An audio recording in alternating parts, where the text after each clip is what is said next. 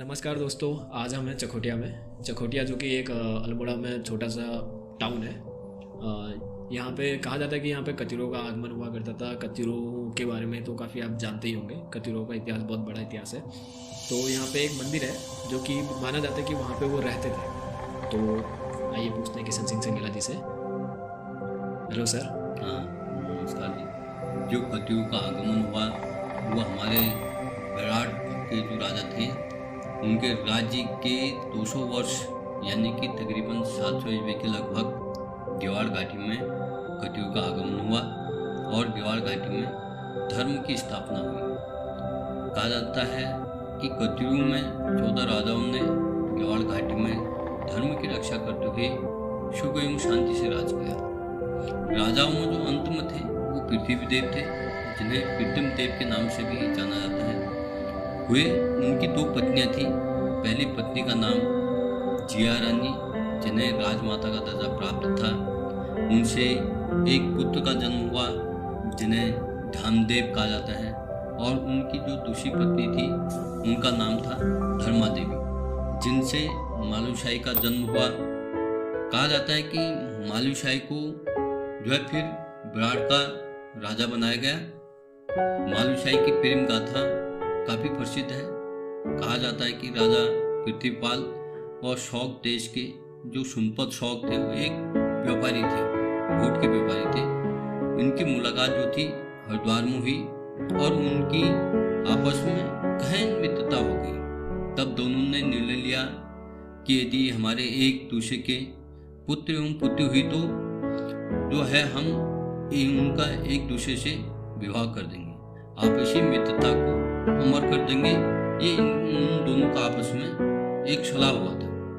हुआ भी ऐसा ही। ऊँट देश की सुनपत शौक के यहाँ पुत्री का जन्म हुआ जिसका नाम मालू पड़ा। और विराट देश के जो राजा थे पृथ्वीपाल, उनके वहाँ एक पुत्र का जन्म हुआ जिसका नाम मालूशाही पड़ा। परंतु विधि का विधान कुछ और ही था। कुछ समय पश्चात जो थे राजा पृथ्वीपाल की जो थी मृत्यु हो गई थी। और भोट देश के जो सुनपत शौक थे, लालच और डर के कारण से मालू की जो सगाई है मल्ला भोट के राजा विक्कीपाल से करने की ठान लेते हैं। यहीं से जो भोट देश की मालू है और राजा मालूशाही की जो है कठिन प्रेम गाथा प्रारंभ होती है, जो बहुत विस्तृत है, जो अंत में सुखद रूप से संपन्न होती है। और मालू व विराट के राजा मालूशाही की शादी हो जाती है।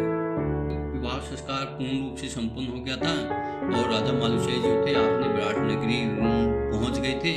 अपने सुख शांति से उन्होंने अपना जीवन यापन किया। उसके उपरांत जो है यहाँ से अन्यत्र प्रस्थान किया। पर इसका कोई प्रमाण नहीं है, सबके अलग अलग मान्यताएं हैं। इसमें भी कई कथाएं हैं कि कतिरों का अंत, कोई कहता है कि राजा मालूशाही और मालू की जो है शादी में जो 9 लाख कतिरी जोगी भेष में गए हुए थे, जो बराती के रूप में थे, तो उनको वहाँ पर जो भोट देश के हुण देश के वो जादूगरी के में माहिर थे।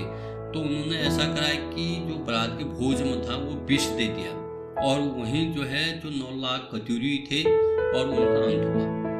कुछों का कहना है कि विवाह तो संपन्न हो गया था, पर जब वो वापस आ रहे थे, लौट रहे थे विराट को, तो ये प्राकृतिक आपदा ऐसी हुई जिसमें सारे कतिरी सैनिक जो थे आपदा के शिकार हुए, जहां से उनका समापन हो गया।